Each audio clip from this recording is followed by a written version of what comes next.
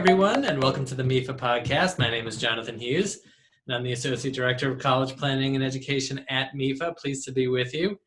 And pleased once again to have with us, we had such a good time last time, she decided to join us again, Julie Shields-Rutyna, the Director of College Planning at MEFA. How are you, Julie?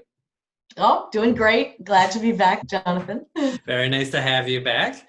Today we'll hear my interview with Wendy Lindsay from the New England Board of Higher Education, and she's going to talk to us about some ways that students can save on the cost of college through some of their programs. So if you have a student who is college bound soon, you might want to stick around for that.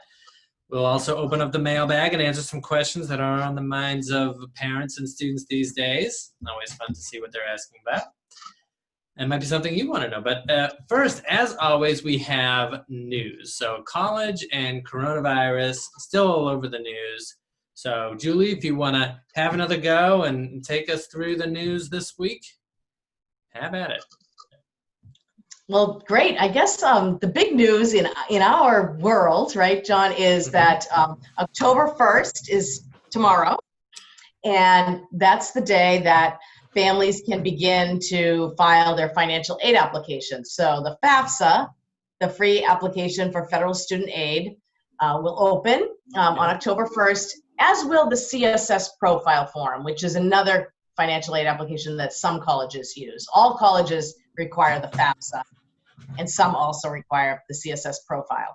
So if for seniors in high school, families should decide in the next short while, over the next few weeks, to maybe sit down and complete those forms. We did, I think on the last show, we talked about the fact that FAFSA completion in Massachusetts was down from last year just due to all the uncertainty of the coronavirus. So let's make sure this year, and that just really will open up students' chances for going to college, receiving money, all of that. Yeah, and one of the reasons that was at least speculated, I think, that students didn't fill out the form, other than the uncertainties surrounding the coronavirus, there was some thought that it was because colleges had to decrease their outreach in terms of FAFSA help to complete the FAFSA. So, but we can help with that, right? We definitely can. In fact, MEFA is holding webinars every day, well, 4 days a week for the next 6 weeks. And so families can go to mefa.org/events, and they can find many webinars to help them complete the FAFSA and the CSS profile. So one that we do is just an overarching college financing webinar, which teaches them about applying for financial aid and how that's all going to work.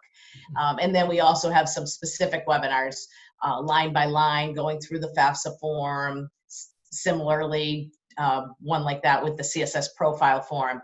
So those are great resources. And in Massachusetts, we also have another program called FAFSA Day, which is a place where families can get help on the FAFSA. Now, it used to be that it happened in person, where people could go and bring their materials and sit with an expert who could help them file that form. But now those events are going to be virtual this year. But people can go to fafsaday.org and find out when those virtual events are happening. And I believe this year it will be more like this, where people could be doing their FAFSA at home and then join the webinar and be able to ask questions live of experts to help them with the form. So that is the big news, and I think the big news of any year once you roll around to October 1st is that FAFSA and profile are available. So now our next segment, of course, is to open the MEFA Mailbag, and these are questions that come from families and students over the past few weeks. And remember, if you have any questions, to please call us at 1-800-449-MEFA or email us at collegeplanning@mefa.org. So our first question comes to us from Deb, and Deb has a very common question.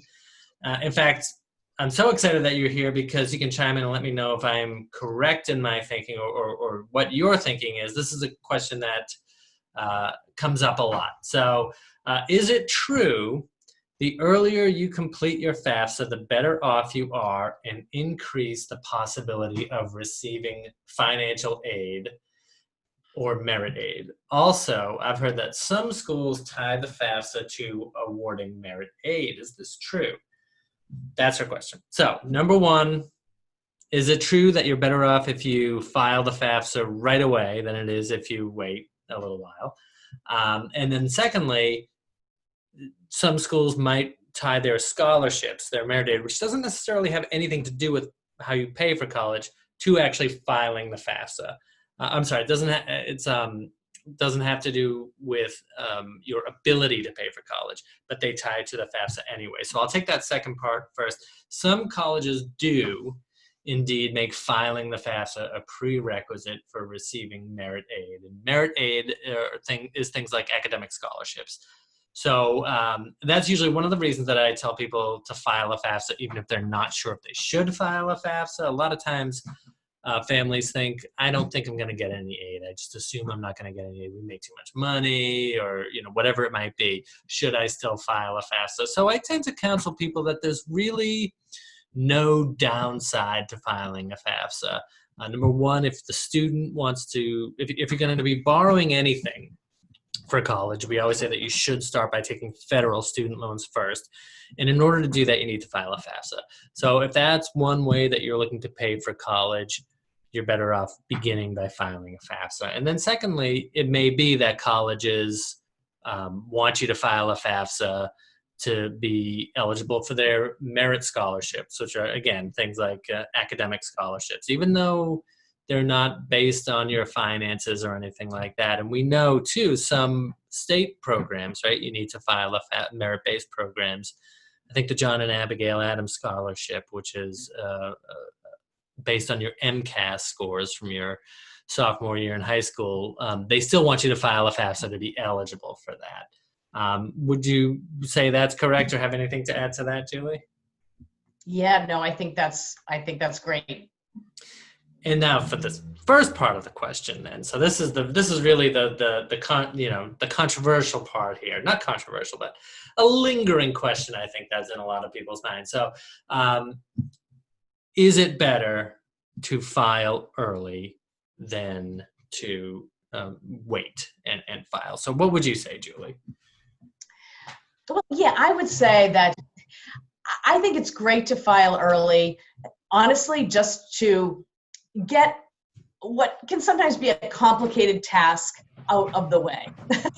So that's, my real push for telling people to file early is just to say, sit down sometime shortly after October 1st, and then you will be sure that you're getting these forms filed by the deadlines for financial aid that the colleges set. So colleges set different deadlines.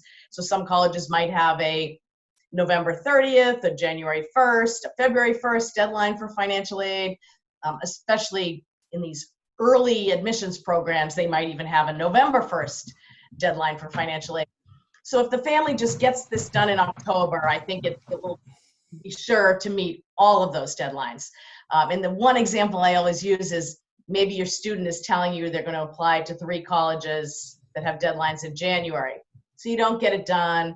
And then they tell you one day, as teenagers may do, hey, I made a decision, I'm going to apply to this other college early, November 1st. And then you're scrambling to get these forms done. And you don't want to be in that mindset. You want to be able to be relaxed, take your time, complete these forms, ask questions, get the help you need. So for that reason, I would say, do these forms early. And then, sure, if you apply in November versus next April, even if there aren't deadlines that are being missed, you're more likely to get financial aid. Financial aid in certain circumstances at some institutions could be spent. I don't think that happens a lot. I think if you meet the deadline, you're eligible for everything. But why not apply early? There really aren't any downsides to it. Okay, so the next question comes to us from Ron, and Ron is writing us all the way from Kentucky. And he actually attended our Understanding the FAFSA webinar, and he writes, I'd like to know if a student must have already applied to a college in order to have their FAFSA information sent to that college? So that's a good question. So easy answer on that is no. For those of you who don't know, when you're filing your FAFSA, there's a section where you put in the colleges that you want to send the FAFSA to. And so colleges, they should usually be colleges that your student is applying to or has already applied to. But sometimes you might not be sure, and the deadlines haven't passed. And if you're thinking when you're filing a FAFSA that you might want to send it to a college that you might apply to, you can do that without having sent the admissions application. They'll match the two up when they get there. So that was an easy answer. Julie, do you have anything to add to that? No, that's exactly right. Okay. So our third question here comes to us from Amy, who writes in to ask, can you tell me if the parent that is not completing the FAFSA form owns the 529 account?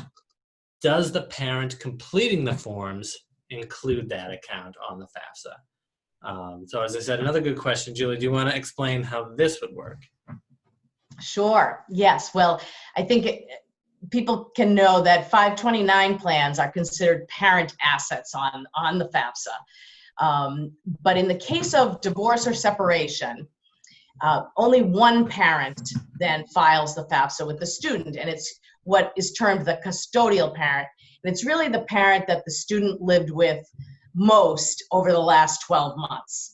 So that parent then is the one to file the FAFSA with the student, and the other parent does not put any information on the FAFSA form. So if it is the other parent, the non-custodial parent, so to speak, that has the 529 plan, then that is not listed on the FAFSA form.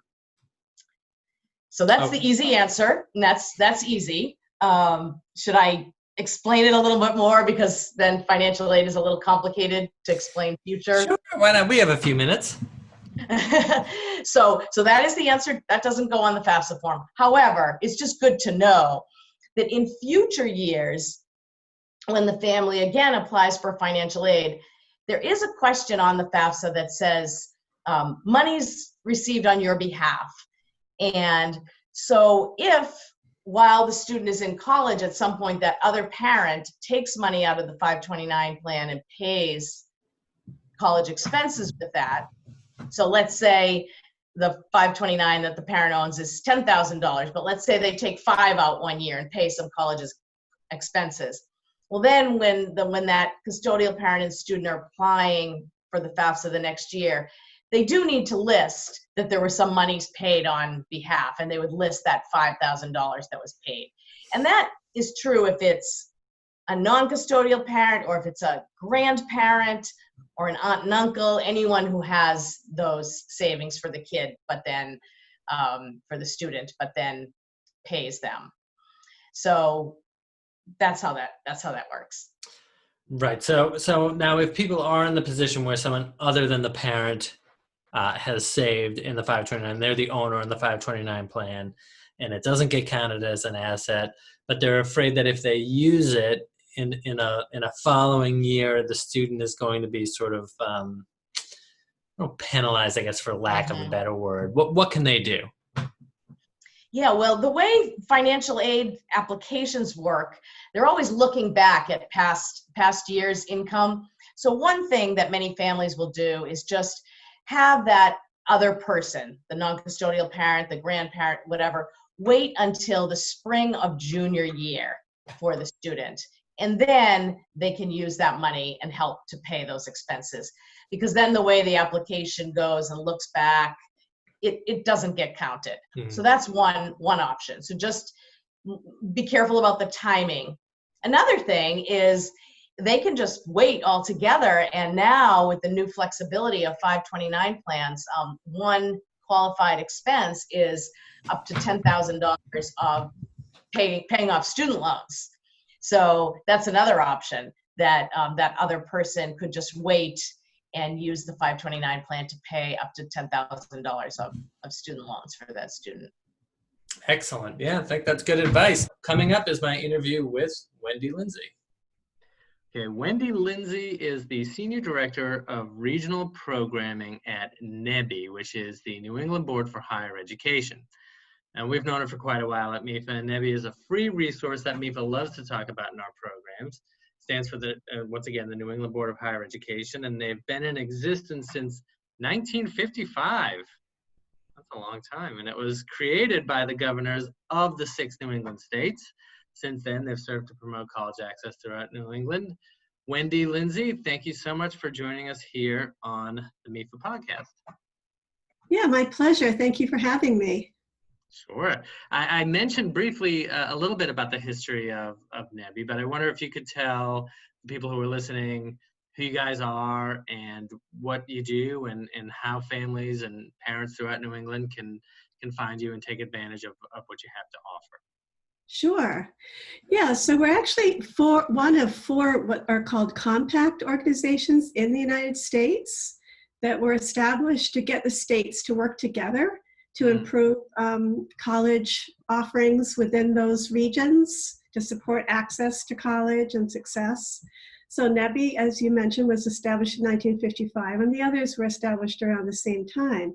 So we have several programs that help students and families. We'll get into some detail about the regional student program in a little bit. We also have a policy and research team that does a lot to address common issues in the region in terms of higher education.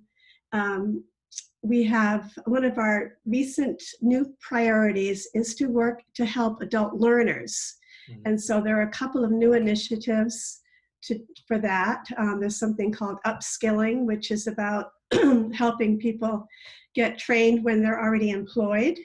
And there's another program called All Learning Counts, which is about supporting adult students as they acquire credentials and helping them to build on those to further their education. We also have a resource on our website, a guide to New England colleges, which has a special focus on adult students, services that they may need to help them. That's excellent.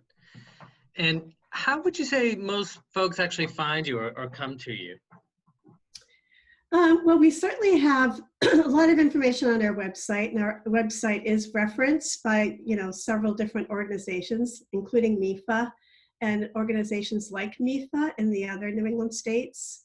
In addition, we're on our regional student program is listed in scholarship directories, so sometimes students and families find out about us that way. And then school counselors will refer students and families to us. And anybody that's in the world of college advising, will refer students to us.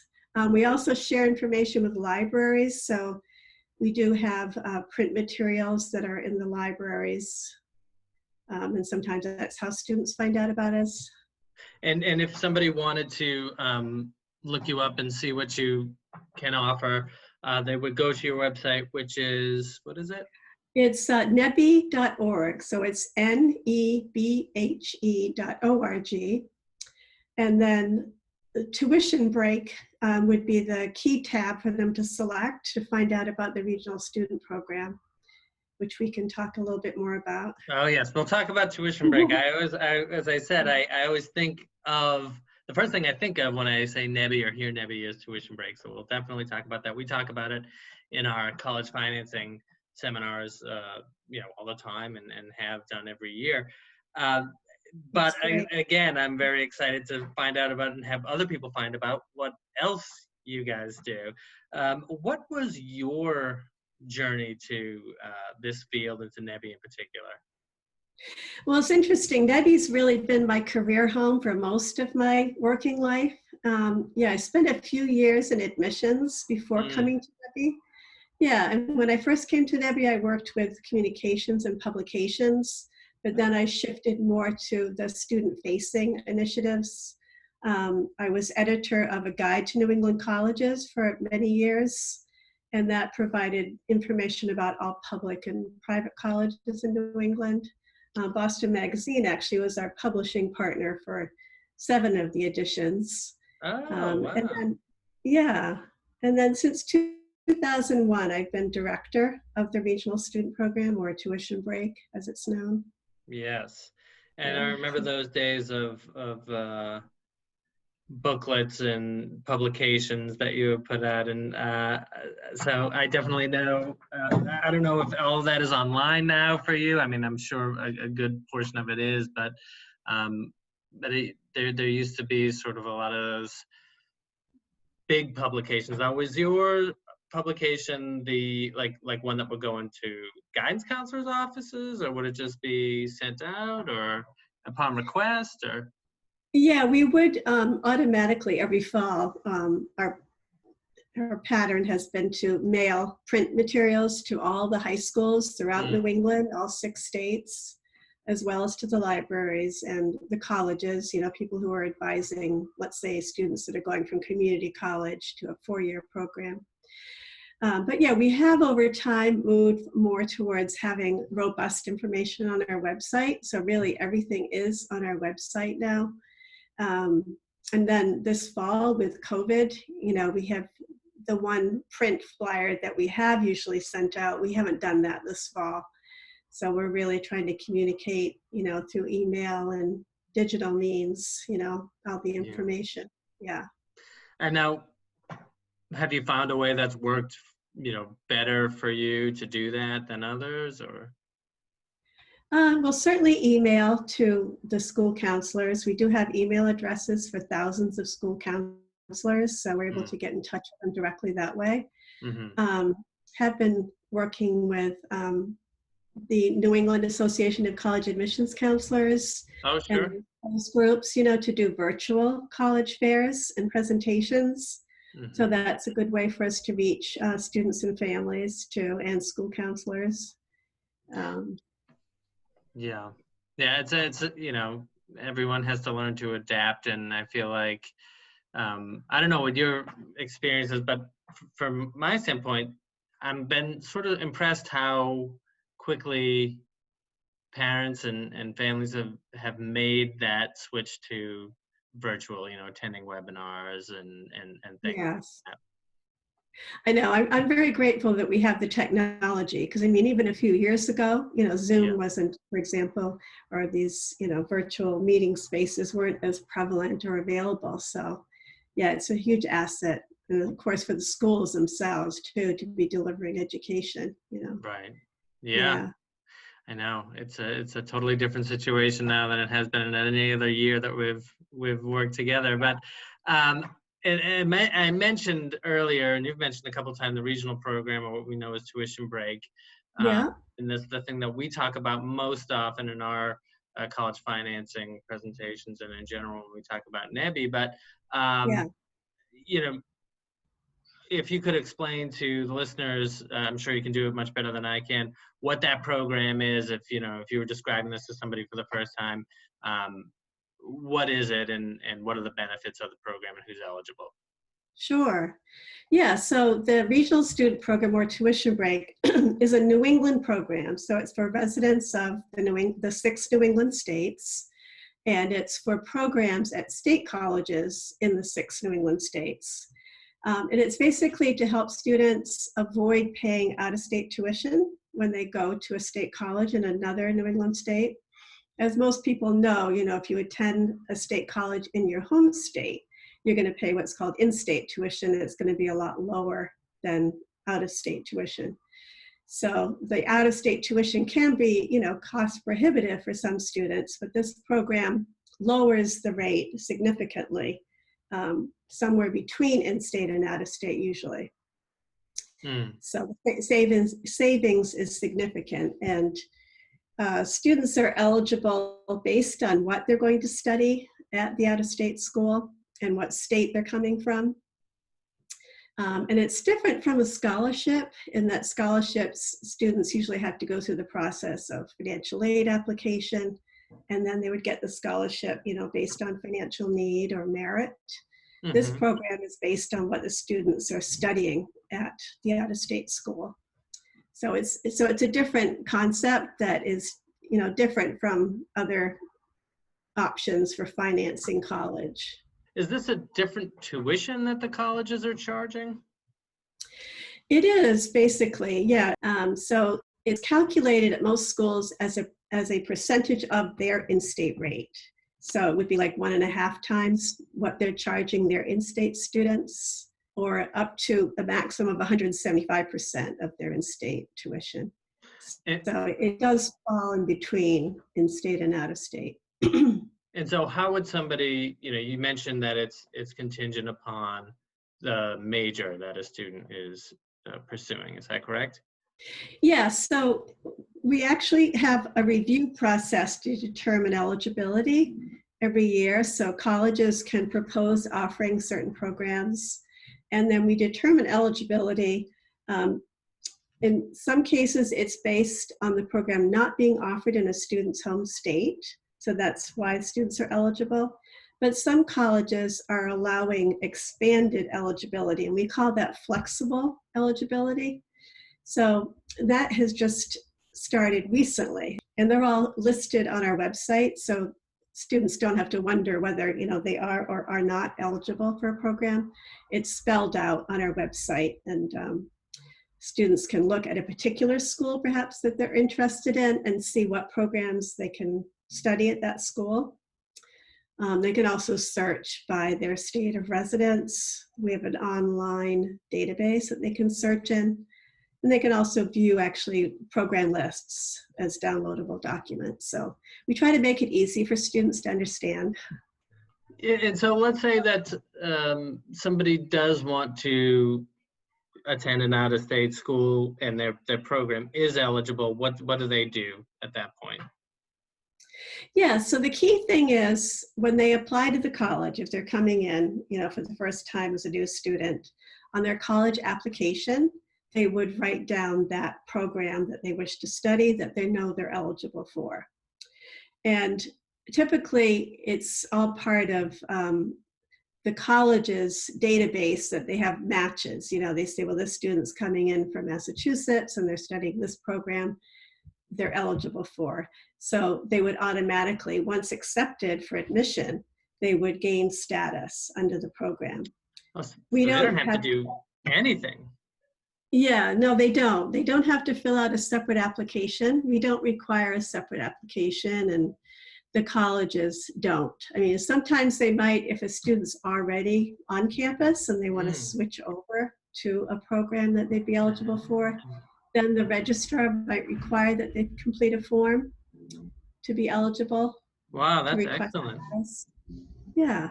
That's very easy. Well, I can't get easier than that. Now, speaking of expansions, as we talked about Tuition Break and the way I was described it, it is for public colleges and universities within the New England states to participating programs. But you mentioned that there is a similar program in development right now involving private or independent colleges, of which, of course, there are many in New England and Massachusetts and New England in general. What can you tell us? I know it's still in development, but what can you tell us about that program? Yeah, this is sort of an exciting new initiative. It's called the New England Independent College Transfer Guarantee. And right now it's being developed in Massachusetts and Connecticut and Rhode Island. And the idea is that students who graduate from community colleges in those states will be guaranteed admission to independent or private colleges in those states through this program. So the program's designed, to make it easier for students to transfer their credits. This has been an issue over time that students, may complete courses at the community college, and then when they go to transfer for a bachelor's degree, they find that not all their credits transfer, and then they end up losing credits, which is an issue, and the students are going to incur more expense, because of that. So the program is designed to really create a smooth pathway so that the colleges, the independent colleges, agree to accept, a body of courses and credits from those students. Wow. And so this, I imagine, too, would really help the adult learners that you mentioned earlier, especially if you had some schooling and wanted to continue. As we all know, the most important thing is to graduate in as little time as possible if you want to Yeah. complete. So that, and I say that as somebody who's my wife went to a degree completion program in Massachusetts and finished in 2 years. And she said, if I had to do another semester, I don't know if I would have made it. You know, everything, it was just really key to get that done in the 2-year period. Yeah, definitely. Because a longer time usually means more money and definitely more of an investment of time, right? So, yeah. So it's important to have an efficient pathway for students. And it will keep your costs low as well. Yes, that's right. Yes, exactly. Because students can save on their first 2 years of college by going to a community college and then transfer to the independent college. And of course, these states do have programs in place for transfer to public colleges in many cases, but the option has not been as strong or as easy for them to transfer to independent colleges. So we see this as a way of, really broadening opportunities for students to help them, achieve their degree and at a more affordable way. No, I was really excited to learn about that because, as you said, we do have in Massachusetts the mass transfer program, which is focused on the public universities, but to have a option for private is great too. And when, and I'm not going to press you on it, but when do you imagine that might be available for students? I think, within a year or so, it may start getting off the ground. Colleges are joining it. All the community colleges have signed on, and the independent colleges are in the process of signing on to it. So I think we'll start to see enrollment happening, within the next year or so. We do have a website, web page for that program too. So if anyone's interested, they could look at the information we have online. And once it's in place, there will be websites with each program with all the detail about what programs and what colleges are participating. Well, that is excellent. Good luck with that. I hope it's a huge success. The other thing that you mentioned to me was the OER program. And so I was really excited to learn about this too, from kind of a nerdy policy kind of wonk way. But if you can describe it, and it took me a while to sort of wrap my head around it, but can you tell anybody listening what the OER program is or concept is and how you promote that? Sure. Yeah, so OER stands for Open Education Resources. As people may know, students typically incur a lot of expense for textbooks for their courses. It's like about $100 for each course, for a textbook. So OER is intended to reduce that cost and make textbooks available free of charge to students, as well as other learning materials that are available publicly. And so the other benefit too is that the faculty and students can contribute to the content. So, it's also important in terms of equity, where some textbooks may not include perspectives, all perspectives and backgrounds in the material. The open educational resources can, bring in more perspectives, because students could contribute, faculty can contribute, and they can customize the materials. And then the other advantage, especially now with COVID, is that accessing print materials has a lot more challenges, because libraries are not as accessible. And, if someone does want to borrow a textbook from a library, there's sanitizing going on, the books are actually quarantined in some cases, so there's that complication. And then for online courses, OER makes huge sense because the materials can be much more accessible. Yeah, so Debbie started getting into this work in 2019. And so we're part of like a national effort, to really bolster the availability of open education resources, have some good policies around it and really ensure their quality. And, more campuses are becoming more aware of the value of them. And like just recently, Mass Bay Community College actually announced that half of their course materials will be available through OER. So, colleges are getting on board, and some states are funding it too. Like there's a federal grant program too to help colleges afford open educational resources. That and would provide. be, oh, sorry. No. No, that's all right. Go ahead. That would be such a, I mean, for anybody who doesn't know, they would think that textbooks or whatever would be something small. It's a huge expense for students. Yes.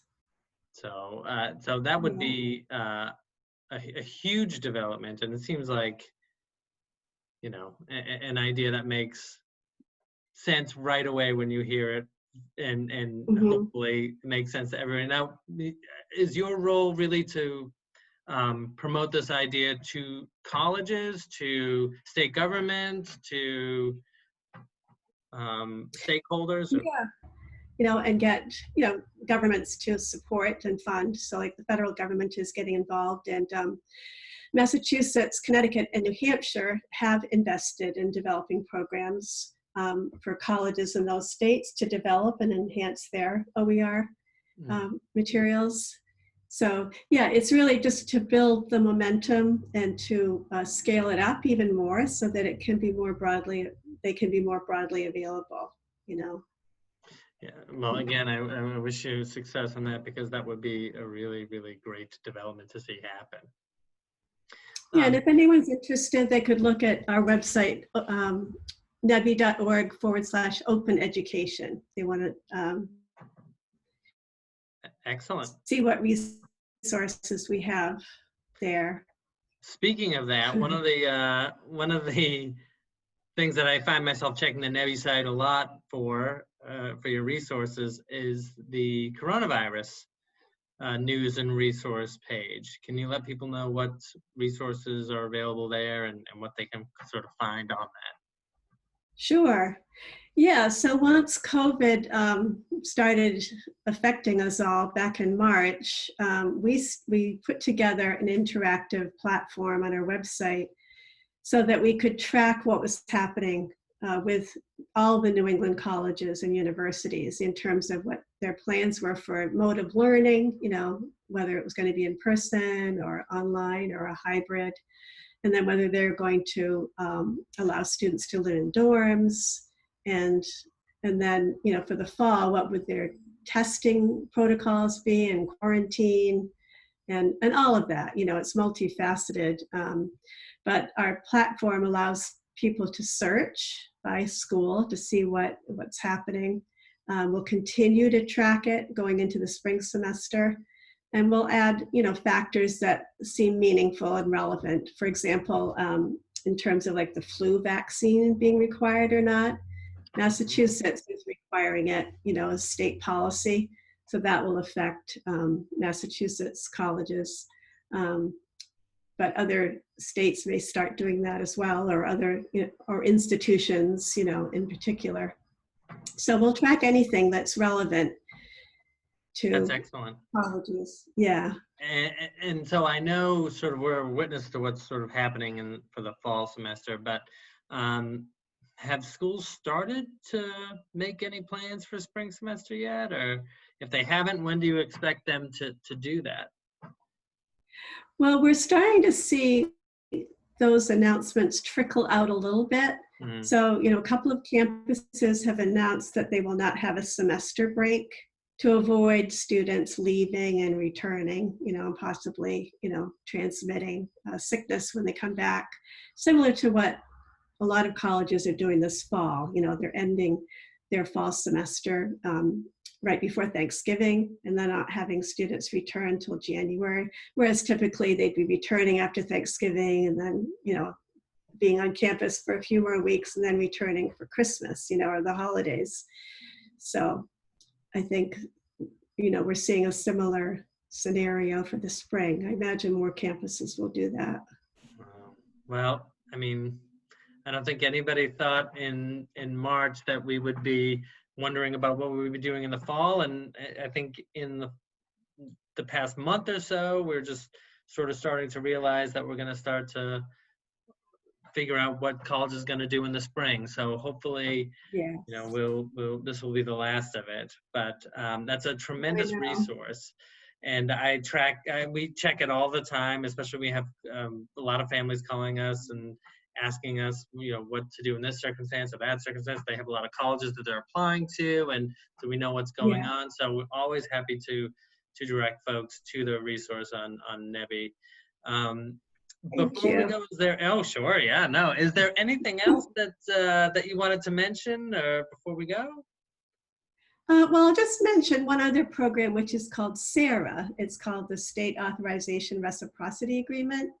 And that is about online learning or distance learning. So it helps the colleges themselves get authorization to deliver their programs in other states.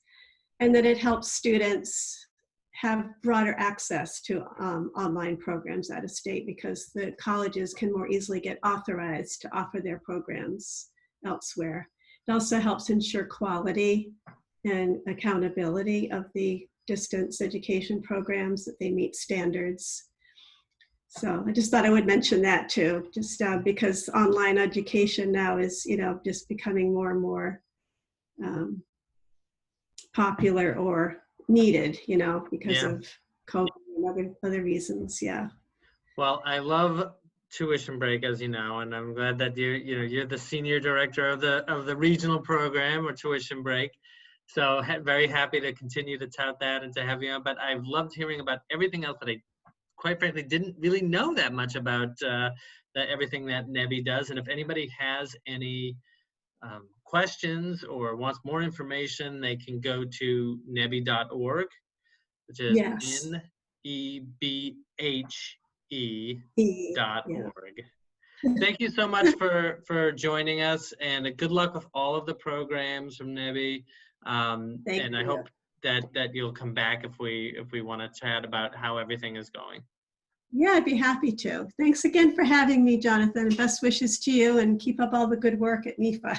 Oh, right back at you. Thank you very much. All right. Thanks for listening, everyone. Julie, thank you so much for joining me again. It was a pleasure as always. Thank you. You're welcome.